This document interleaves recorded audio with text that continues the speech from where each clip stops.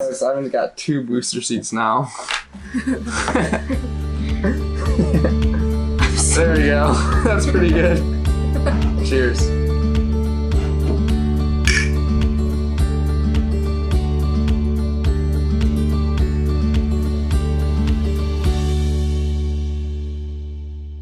Hey, do you like our shirts? You like these shirts? Huh? You like these? This is a 1980 special periodic table of the Bible. It was found in an ancient line and should be treasured greatly. Hey guys, welcome to Catholic Conversations number 3 with my man, Simon. Hi. Simon, introduce yourself. How are you related to me? I'm your cousin. That's true. And how old are you? I'm 11 years old. 11. And you're Catholic? Yes. Simon is Catholic. I hope. And your mother is my godmother, right? I think so. Shout out to Aunt Amy and Uncle Tom.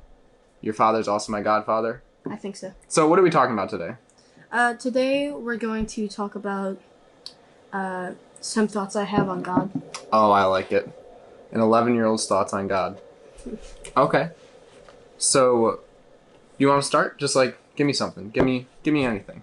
Let's go. One of the things I think about a lot is how a lot of people underestimate, or a lot of people think that God didn't answer their prayer when they pray for a certain thing. But God didn't just deny their prayer. God chose to not do exactly what they wanted in their prayer for their own good. If you pray, a lot of people think oh, if God doesn't answer my prayer, he's clearly ignoring me. But that's not the case. He doesn't want to answer your prayer for everybody's own good. Yeah, I like that too. I kind of grew up. This is my thing. Prayer kind of evolves because when we're young, and you're not that young, but when you're younger, in prayer, I can remember asking God for a new toy. Oh my gosh, I really want this bike. Or I want a rocket ship. Give me a rocket ship. Which is it's fine to ask for those things, but it's you can see that those things are kind of, lesser. They're arbitrary.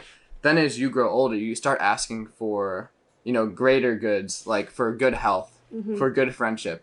And then you start asking, eventually, as you progress, you start just asking for God's will to be done.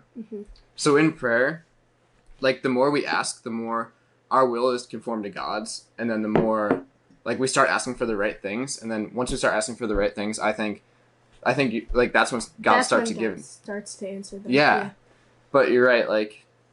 I think do you think a lot of people they kind of lose faith because they're asking for stuff? Yeah, I think they don't see I think they think they need proof to believe in God, and it is hard to have that. Yeah. It's hard to still believe even without knowing him, but you have to believe. You have to believe. Why do we have to believe? Well, we have to believe because that's what That's a hard question. Oh wait, let me just say one more thing to Simon. With the prayer thing, it can get really tough for people because I think a lot of times people, adults especially, they're asking for the right thing. Especially when someone's sick and dying, it's please save my child who's dying of this illness. And it's this is a good thing. Why wouldn't God want this? What would you say to those people? And why does God allow suffering too? It's kind of that question.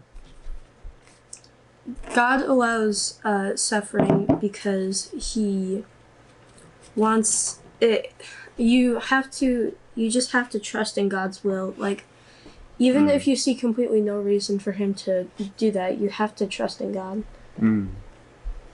Yeah, I like that. And, I like it. Maybe maybe God allows people to suffer because I think God allows people to suffer because they're going to be much happier when they go to heaven than they are on earth in the conditions they were living in before. And even if that's not the case, you just have to trust God's will because he has something really great planned for you. Facts right here. I like that. It's you don't really know what happiness is unless you like experience sorrow. Mm-hmm. And it's like that juxtaposition. So like on this side of heaven, like God allows us to undergo suffering because then it's even greater when he does come. Because like if God's just constantly giving us consolation and we're just like living in bliss, we just take it for granted, right? We're not gonna actually appreciate God. And then it's in the times of despair. Like last week, Anna and I talked about the song "There's Another in the Fire." There's another in the fire. It's a good song. Yeah, it's a good song. So like when you're going through the fire, God, that's when you cling to God the most. Mm-hmm. And that's God's like calling us to him in times of suffering. That's when you appreciate him the most and need him the most. And Yeah. I want like him it. the most. I like it. Okay. Oh, I like it.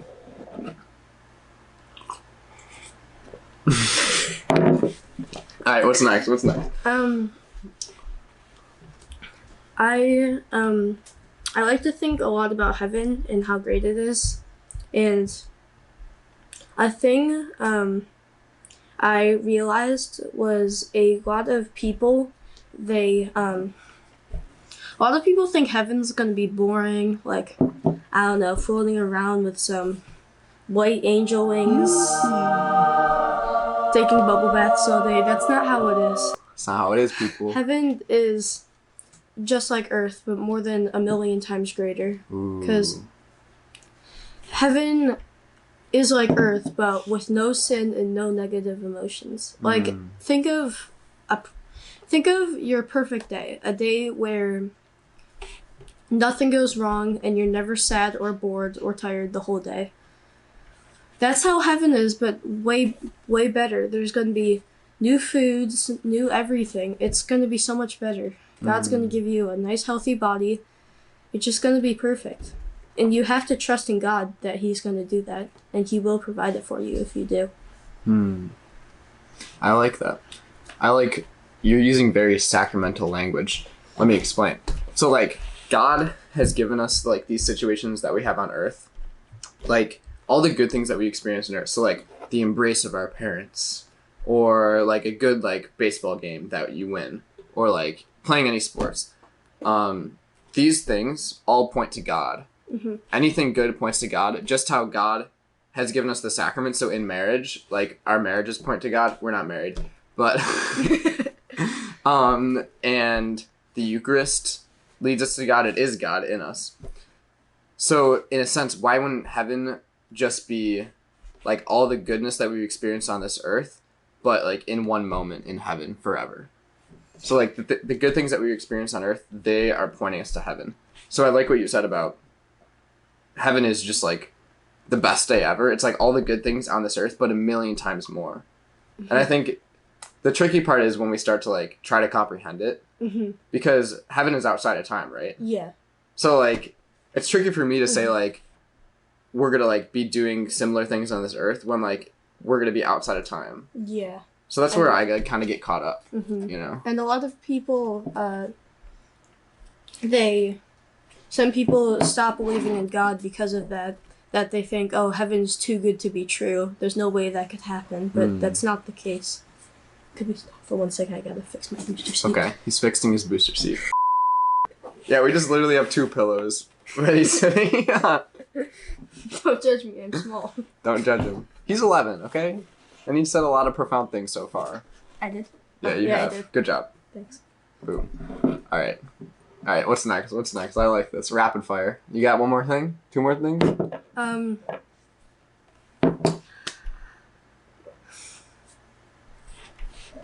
I gotta think 1 second. Simon's the thinker. Simon is the next. Just anyone want his autograph? Just message me. I'll send you his autograph.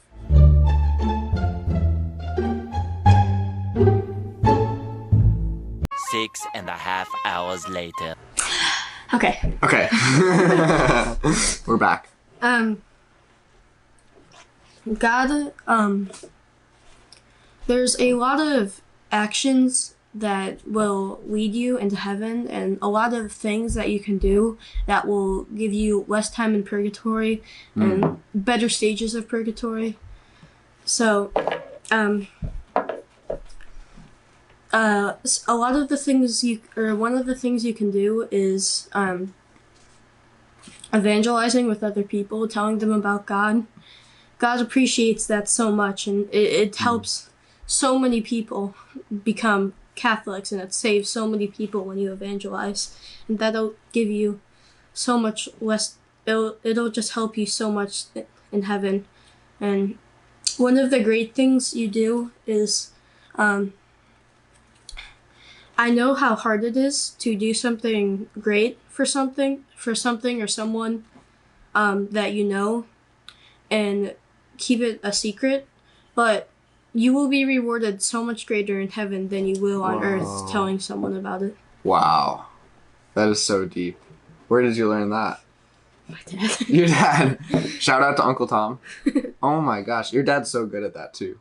Mm-hmm. He is. He's really good at that. But now we're giving him credit, so now he might get purgatory time off. Sorry, Uncle Tom, please. My godfather. Wow. Yeah, I really love that. And like that's in scripture, you know, like pray and like even just praying, like praying with the door closed, like in your room, like don't, and like when you fast, don't appear to be fasting. Yeah. So that people don't like praise you for it. I really like that.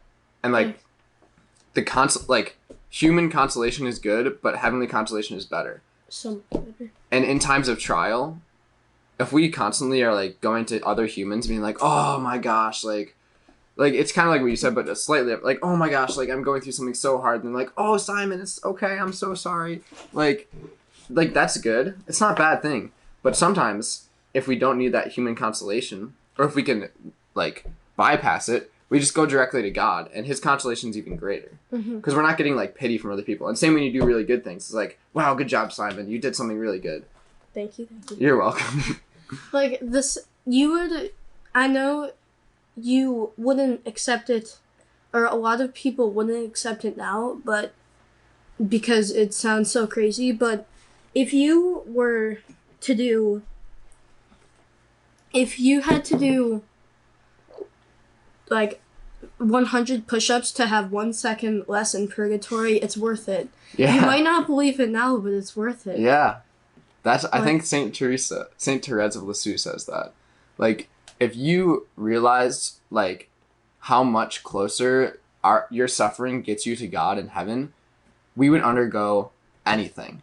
Because, well, this is controversial, but I believe that there's like layers in heaven. So like the closer you are to God on earth, the like more you're invested in him, the more you love him, the closer you're going to be to him in heaven. I just think that makes sense. Mm-hmm. And that has to do with like a lot of our suffering, because we cling closer to God in suffering. Mm-hmm. So if you knew like how every second of suffering, how much closer it got you to God in heaven in the beatific vision, you would undergo a tremendous amount. Yeah. I like that. I like what you were talking about too. That you might be like closer to God in heaven if you were better on earth. I personally believe that there could be that in purgatory too, that there's different stages of purgatory for depending on how you were on earth. So you want to try to be the best that you can be on earth so that you can have the greatest life in heaven. By stages in purgatory, do you mean like it's easier or it's just like less time? I wonder. It's both. I think on like if you were like good, well, it makes sense because if you're good, God doesn't need to spend as much time purifying you, since you didn't have as much that you did wrong. And right. Yeah. So God puts you on like stage 1. So. And you're that's not a lot of time in great conditions. Yeah. And then the more you go up, the more time and the worse conditions. Mm-hmm. None of it's as bad as hell, but you want to be as high as in purgatory. Because hell is just total deprivation from God. Purgatory, you're God, like purgatory, you're going there's towards. Still hope. There is assurance of heaven in purgatory. It's not like, oh, purgatory is like, oh, you're going to hell, you're going to heaven. It's like, no, you're definitely going to heaven. Yeah. But you are clinging on to things in this world. And if you think about like refining like gold, if there's like a ton of like junk around it, it's going to take more time in the fire to purify the gold. But if the gold is already like nice and pure and maybe there's a couple like impurities in it, it's not going to take very long in the fire. So like our goal on this side of heaven is to get as close to God as possible so that we are like already pure gold or as close to pure gold as possible so that through purgatory we don't have to endure as much. Yeah. Can you explain to the audience just real quick what is purgatory and like why do we believe it? We can end with this. Let's see what an 11-year-old has to say about this. purgatory, I believe, is God is us choosing to do some sins on earth, so God has to take time to purify us and make us better, so that in heaven nobody sins and everything is wonderful. But in purgatory,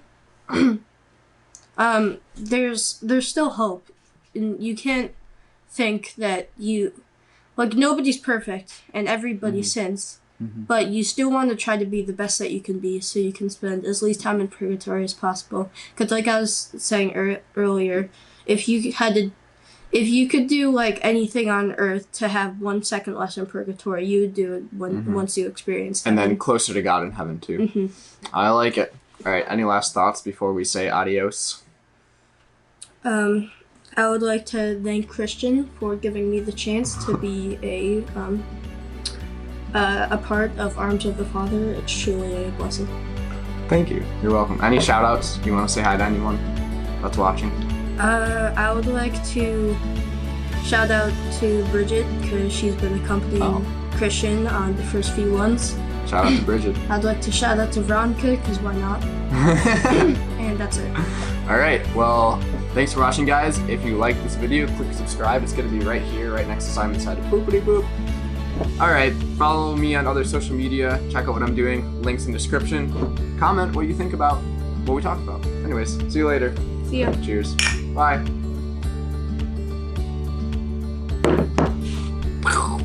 Nice.